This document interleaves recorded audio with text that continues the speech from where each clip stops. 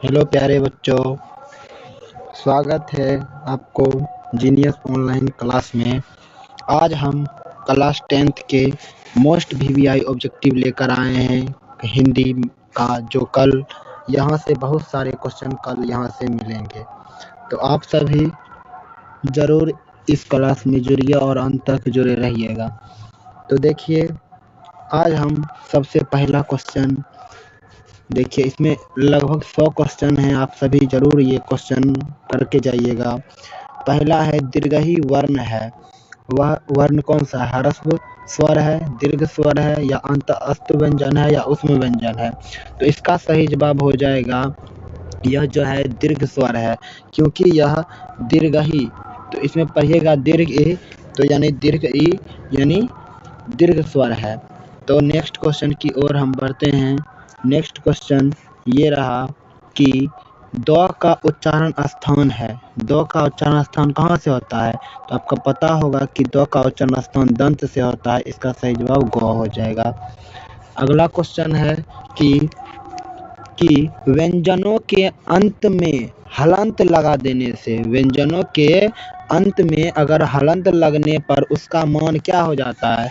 अगर कोई व्यंजन है, उसके अंत में अगर हम हलंत लगा दिए तो उसका जो मान हो जाता है वो आधा हो जाता है, यानी हाफ हो जाता है। तो इसका सही जवाब क हो जाएगा।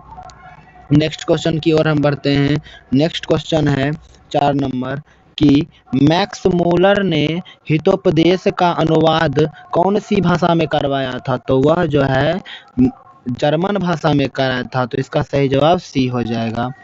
नेक्स्ट क्वेश्चन कि अशोक के फूल किसकी रचना है? तो अशोक के फूल हजारी प्रसाद द्विवेदी द्वारा लिखा गया है। तो इसका सही जवाब ऑप्शन ए हो जाएगा।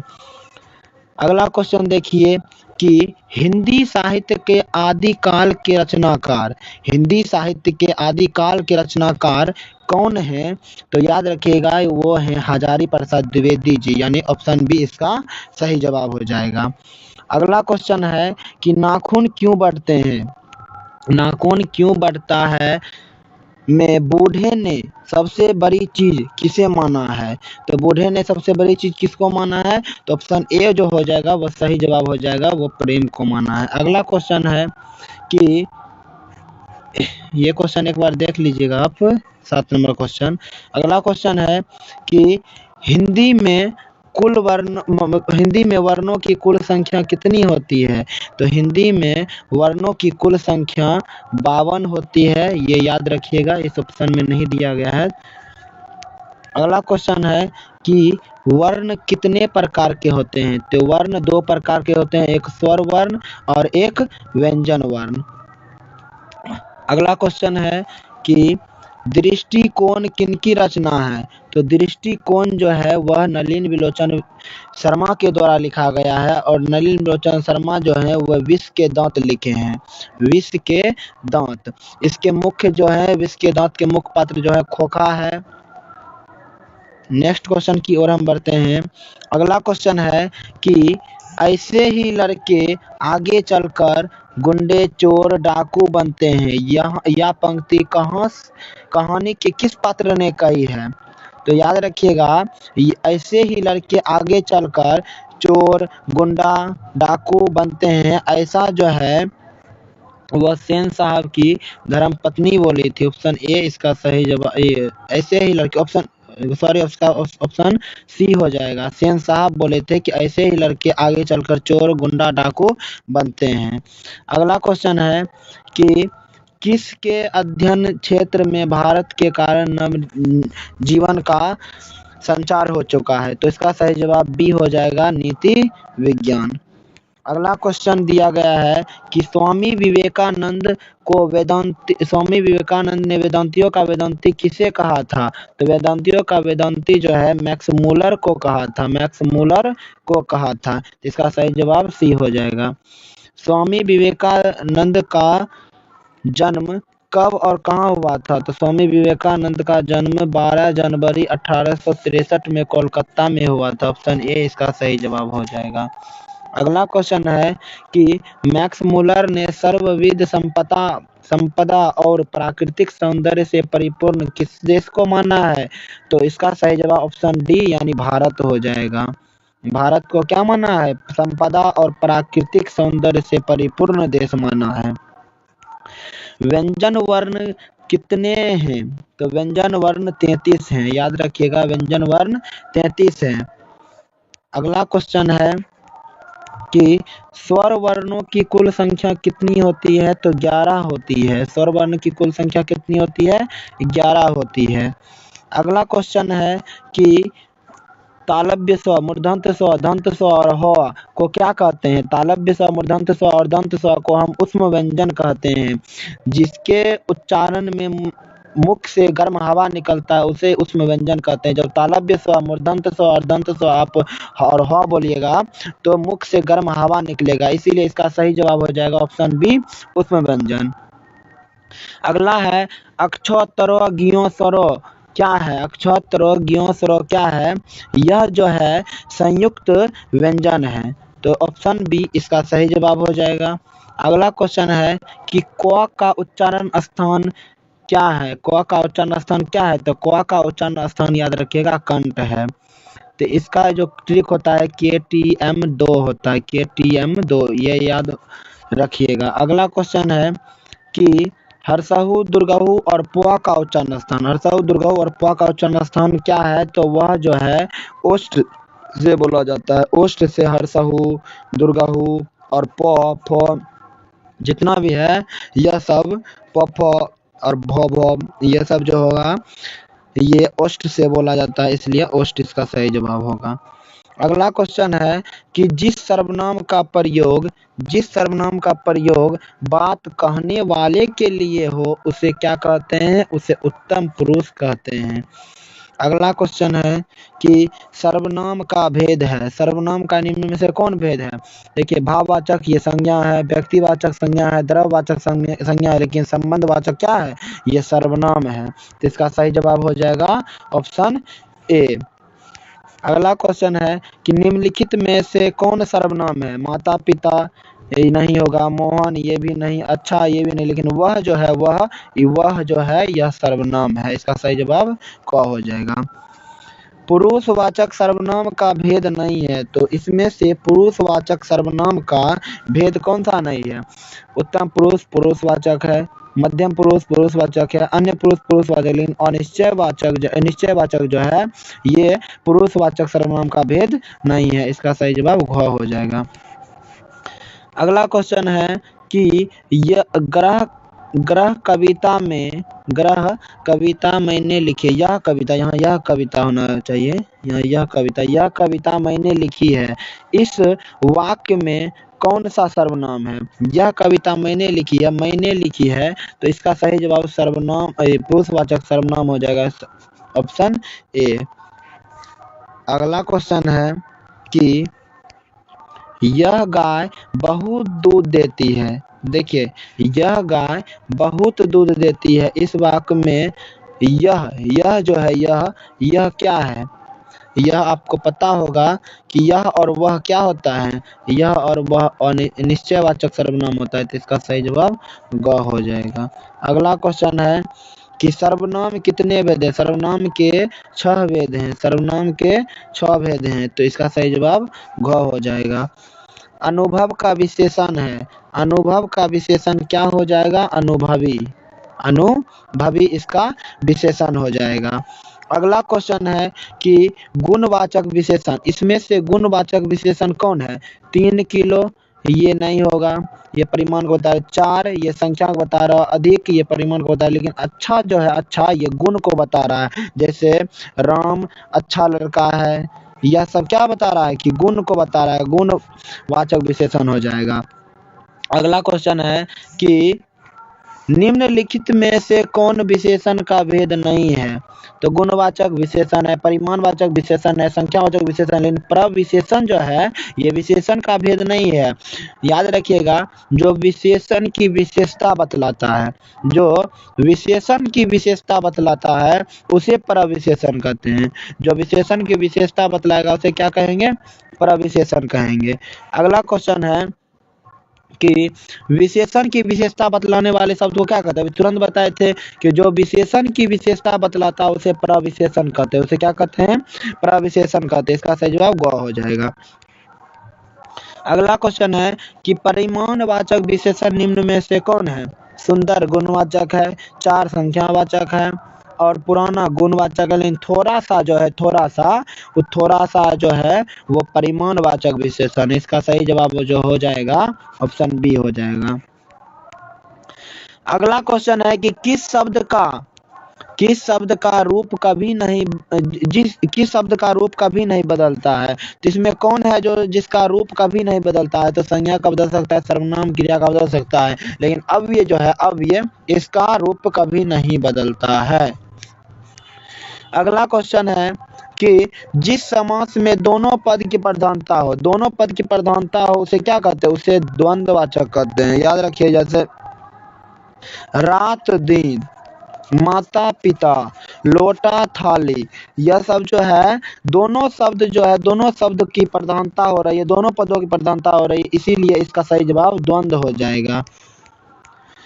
काल के कितने भेद हैं? तो काल को सब पता होगा। काल तीन प्रकार के होते हैं, टेंस तीन प्रकार के होते हैं। एक होता है वर्तमान काल, एक होता है भूतकाल और एक होता है भविष्यत काल, यानी प्रेजेंट टेंस, पास्ट टेंस और फ्यूचर टेंस। अगला जो क्वेश्चन है वो है कि भूतकाल के कितने भेद हैं? तो भूतकाल के 6 भेद हैं। भूतकाल कितने भेद हैं? 6 भेद हैं। हिंदी में आदि कवि किसे कहा गया? तो हिंदी में आदि कवि सरहपाद को कहा गया। ये सब क्वेश्चन बहुत इंपॉर्टेंट है, ये सब याद रखिएगा। हिंदी के आदि कवि किसे कहा गया? सरहपाद को कहा गया।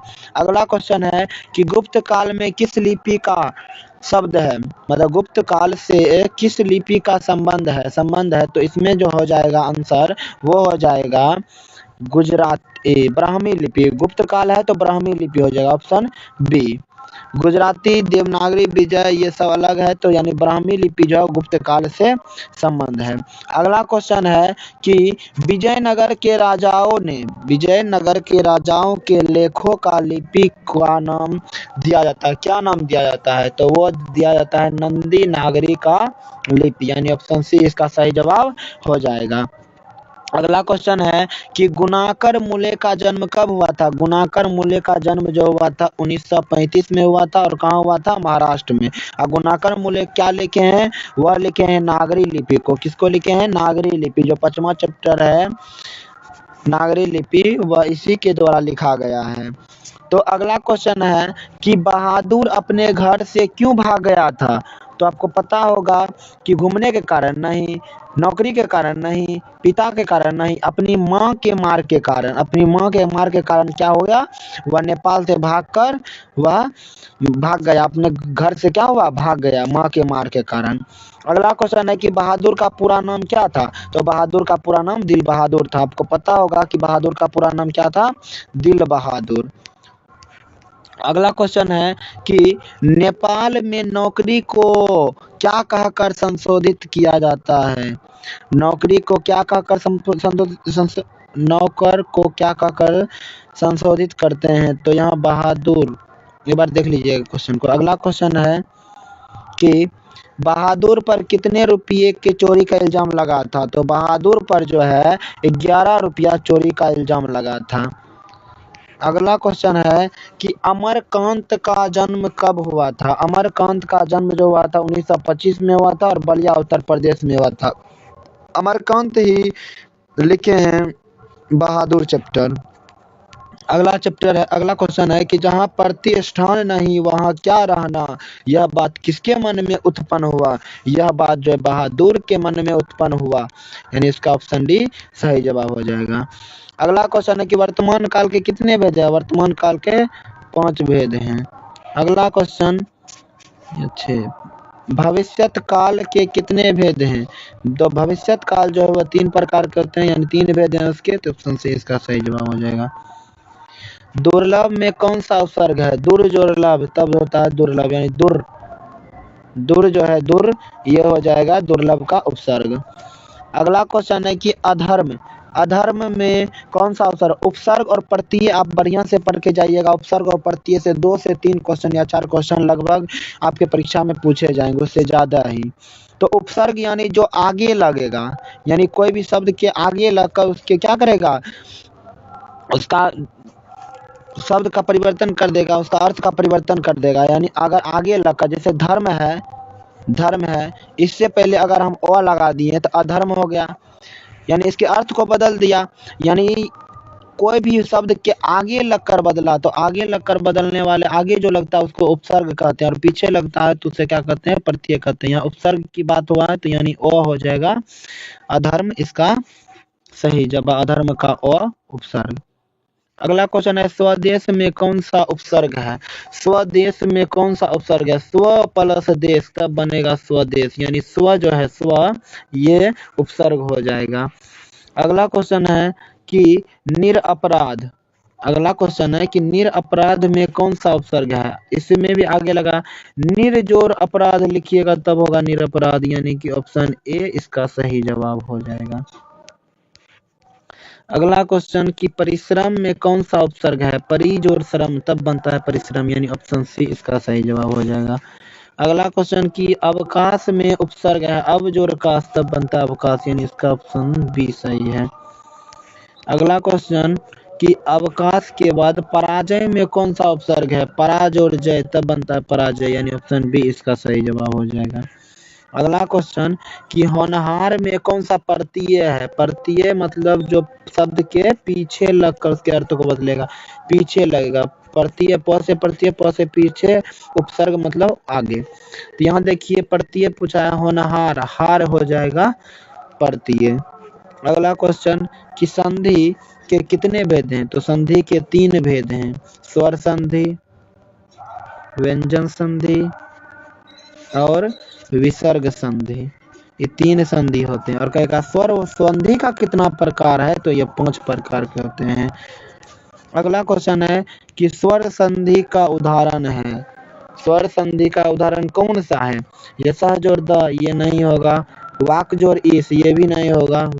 विकम्बा, ये भी नहीं होगा। लेकिन रत्न जोर आकार, रत्न प्लस आकार तब बनता है रत्नाकार, यानी ओ प्लस आ तब न बना है, यानी स्वर संधि का यह उदाहरण है। अगला क्वेश्चन कि स्वर संधि का उदाहरण कौन नहीं है? देखिए नहीं और हाँ वाला एक बार याद करके बढ़िया से जाइएगा। इनमें से कौन है जो स्वर संधि का उदाहरण नहीं है?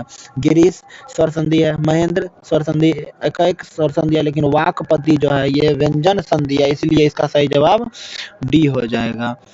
अगला क्वेश्चन जो दिया गया है वो है कि स्वर संधि का उदाहरण इनमें से कौन है? तो वाक जोर देवी, ये नहीं होगा। पुनः जोर जन्म, ये भी नहीं होगा। अच्छा जोर आदन, ये भी नहीं होगा। लेकिन वधुत्सव जो है, वधु जोर उत्सव ऐसे होगा, वधुत्सव, ये जो हो जाएगा ये स्वर संधि का उदाहरण हो जाएगा। इसका सही जवाब ऑप्शन सी हो जाएगा। ज्योतिर्मय, ज्योतिर्मय में कौन सा, ज्योतिर्मय जो है कौन संधि है? तो आप ज्योति प्लस मय, ज्योति प्लस में मय कीजिएगा तब ज्योतिर्मय होगा, यानी ऑप्शन सी इसका सही जवाब विसर्ग संधि हो जाएगा। अगला क्वेश्चन है कि विद्यालय का संधि विच्छेद है, विद्या प्लस आलय तब बनता है विद्यालय। संधि से भी आपके कल एग्जाम में 3 से 4 क्वेश्चन उससे ज्यादा ही रह सकते हैं, इसलिए संधि पर भी प्रैक्टिस करके जाइएगा। अगला क्वेश्चन है कि मनोरथ का संधि विच्छेद क्या होगा? मनोरथ, मनः प्लस रथ, मनः प्लस रथ तब बनता है मनोरथ, यानी ऑप्शन सी इसका सही जवाब हो जाएगा। अगला क्वेश्चन है कि नाविक शब्द में किन किन वर्णों से संधि हुई है? नाविक है तो नाविक में आपको पता होगा नौ जोर इक, नौ जोर इक तब बनता है नाविक, यानी नौ प्लस एक, यहाँ से औ आ गया और यहाँ से हर्षही आ गया, तो औ प्लस हर्षही तब बनता है नाविक, यानी ऑप्शन ए इसका सही जवाब हो जाएगा। अगला क्वेश्चन है कि सरस्वती का पर्यायवाची बताएं। सरस्वती का पर्यायवाची ये हो जाएगा शारदा, भवानी, भारती, गिरा। ये सब क्या है? सरस्वती का पर्यायवाची है। तो पर्यायवाची शब्द से भी 3 से 4 क्वेश्चन आपके कल एग्जाम में पूछे जाएंगे। तो अगला देखिए कि सूर्य का पर्यायवाची है। सूर्य का भी याद रखिएगा, सूर्य का दिनकर, दिवाकर, रवि, भानु, ये सब क्या है? सूर्य का पर्यायवाची। इसका ऑप्शन डी इसका सही जवाब हो जाएगा। अगला क्वेश्चन है कि शासक का पर्यायवाची शब्द। शासक का हो जाएगा पर्यायवाची शासक, इसका हो जाएगा शासनाध्यक्ष। अगला क्वेश्चन देखिए कि नयन का पर्यायवाची। नयन मतलब आंख होता है। आंख का पर्यायवाची नयन, नेत्र, लोचन, विलोचन, चक्षु, ये सब क्या हो गया? नयन का पर्यायवाची हो गया। अगला क्वेश्चन है कि निम्न में से कौन शुद्ध वाक्य है? तो इनमें से कौन जो है शुद्ध वाक्य है? अब पहला जो ऑप्शन दिया है आज की ताजा खबर, ये तो शुद्ध नहीं लग रहा। हवा बहता है, ये भी नहीं है। दाल अच्छा है, नहीं। रोटी ताजी है, ये जो है सही जवाब हो जाएगा, रोटी ताजी है। अगला है निम्न में से कौन शुद्ध वाक्य है? शुद्ध वाक्य इसमें भी पूछ रहा है। तो शुद्ध वाक्य इसमें देख लीजिए, इसमें जो शुद्ध वाक्य हो जाएगा ऑप्शन डी आज की ताजा खबर। आज की ताजा खबर। अगर ताजी रहता तो नहीं होता, आज की ताजा खबर होगा।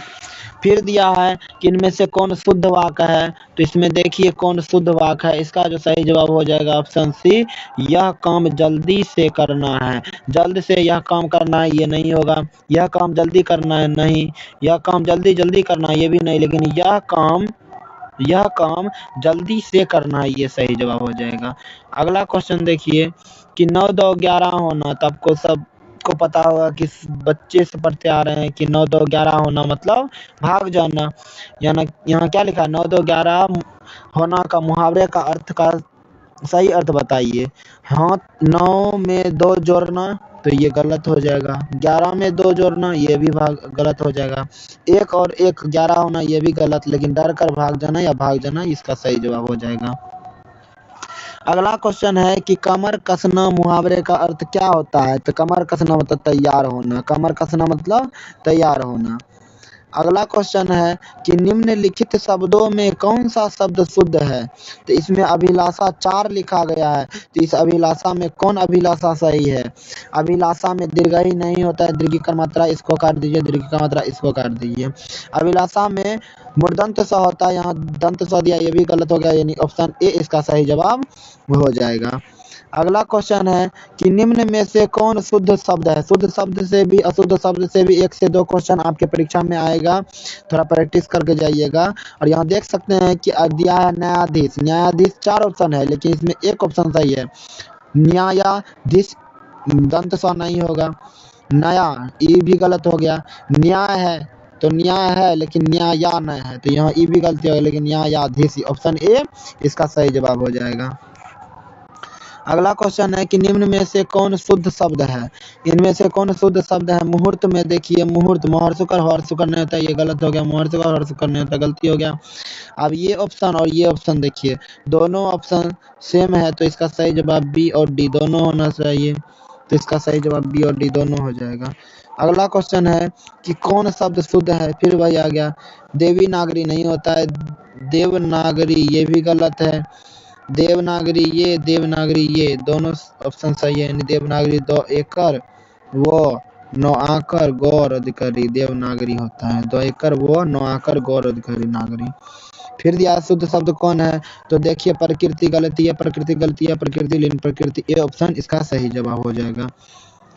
भारत में बेरोजगारी का प्रमुख और प्रत्यक्ष कारण क्या है? तो आपको पता होगा कि ये जाति प्रथा जो है प्रमुख और प्रत्यक्ष कारण किसका है? बेरोजगारी का। अगला है कि भीमराव अंबेडकर का जन्म किस परिवार में होता? तो भीमराव अंबेडकर जो थे उसका जन्म जो हुआ था वो दलित परिवार में हुआ था। ऑप्शन सी इसका सही जवाब हो जाएगा। आप सभी इस वीडियो को जरूर शेयर करें अपने दोस्तों तक और लाइक भी कीजिए अगर अच्छा लगे तो। अगला क्वेश्चन है कि श्रम विभाजन और जाति प्रथा पाठ में बाबा साहेब के इस भाषण का संपादित अंश है, यानी यह कहाँ से लिया गया है, तो एनिहिलेशन ऑफ कास्ट से लिया गया है। ऑप्शन सी इसका सही जवाब हो जाएगा। अगला है कि डॉक्टर भीमराव अंबेडकर का जन्म कब हुआ था। डॉक्टर भीमराव अंबेडकर का जन्म 14 अप्रैल 1891 ईस्वी में महू के मध्य प्रदेश में हुआ था। मध्य प्रदेश के महू में हुआ था। अगला क्वेश्चन है कि आधुनिक सभ्य समाज श्रम विभाजन को आवश्यकता क्यों मानता है। आवश्यकता इसलिए मानता है वो कार्य कुशलता के लिए आवश्यकता मानता है, यानी ऑप्शन ए इसका सही जवाब हो जाएगा। अगला क्वेश्चन है कि जाति प्रथा के अनुसार श्रम विभाजन का आधार क्या है। श्रम विभाजन का आधार क्या है, उसका जो है पैतृक पेशा। श्रम विभाजन का मनुष्य की रुचि श्रम विभाजन के आधार। अगला क्वेश्चन है कि आधुनिक मनु किसे कहा गया। आधुनिक मनु डॉक्टर भीमराव अंबेडकर को कहा गया है। अगला क्वेश्चन कि बुद्धा एंड हिज धम्मा, यहाँ बुद्धा होगा, Buddha and his Dhamma. Buddha and his Dhamma किस लेखक कौन है, तो इसका जो लेखक हो जाएगा वो हो जाएगा डॉक्टर भीमराव अंबेडकर। अगला क्वेश्चन है कि सेन साहब की आंखों का तारा कौन था, तो खोखा उसका आंखों का तारा था। तो इसका सही जवाब क्या हो जाएगा, खोखा। खोखा इसका क्या था, आंखों का तारा था। नेक्स्ट क्वेश्चन की ओर बढ़ते हैं हम। अगला क्वेश्चन है कि नलिन विलोचन शर्मा का जन्म कब और कहाँ हुआ था, तो 18 फरवरी 1916 के पटना के बदरघाट में हुआ था। इसका सही जवाब ऑप्शन बी हो जाएगा। अगला क्वेश्चन है कि खोखा के दांत किसने तोड़ डाले थे, तो खोखा के दांत मदन ने तोड़ डाले थे, 2 दांत तोड़ डाले थे। अगला क्वेश्चन है कि विष के दांत कहानी किस वर्ग के अनेक अंत विरोधियों का उजागर करती है, तो इसमें ऑप्शन जो हो जाएगा ए, मध्यम वर्ग जो है वो ऑप्शन सही हो जाएगा। अगला क्वेश्चन देखिए कि सेन साहब की नई मोटर कार कितने की थी, तो 7500 की थी, यानी 7500 इसका सही जवाब हो जाएगा। अगला क्वेश्चन है कि सेन साहब खोखा को क्या बनाना चाहते थे, तो सेन साहब खोखा को बिजनेसमैन या इंजीनियर बनाना चाहते थे। अगला है कि दारिस नामक सोने का सिक्का भरा किसे मिला था, तो उसे हेस्टिंग्स यानी को मिला था, यानी ऑप्शन सी इसका सही जवाब हो जाएगा। अगला क्वेश्चन है कि दक्षिण भारत में द्रवणी भाषा में कौन से भाषा सबसे अधिक प्राचीन है, तो तमिल भाषा सबसे अधिक प्राचीन है। ऑप्शन ए इसका सही जवाब हो जाएगा। मैक्स मूलर का जन्म कब और कहाँ हुआ था, तो मैक्स मूलर का जन्म जो हुआ था 6 दिसंबर 1823 ईस्वी में जर्मनी में हुआ था, और इसके पिता का नाम विल्हेल्म मूलर था। नेक्स्ट क्वेश्चन कि लेखक के अनुसार मनुष्य के नाखून किसके जीवंत प्रतीक है। वह जीवंत प्रतीक है किसका, पार्श्व वृत्ति का, यानी पार्श्व वृत्ति, यानी ऑप्शन सी इसका सही जवाब हो जाएगा। अगला क्वेश्चन है कि हजारी प्रसाद द्विवेदी का जन्म कब और कहाँ हुआ था, तो हजारी प्रसाद द्विवेदी का जन्म 1907 में बलिया के उत्तर प्रदेश के बलिया में हुआ था। अगला क्वेश्चन है कि द्विवेदी जी को किस रचना के लिए साहित्य अकादमी पुरस्कार मिला था। साहित्य अकादमी पुरस्कार अशोक के फूल के लिए मिला था, यानी ऑप्शन बी इसका सही जवाब हो जाएगा। अगला क्वेश्चन है कि सहजात वृत्तीय किसे कहा गया है। सहजात वृत्तीय जो है अनजान स्मृतियों को कहा गया, ऑप्शन बी इसका सही जवाब हो जाएगा।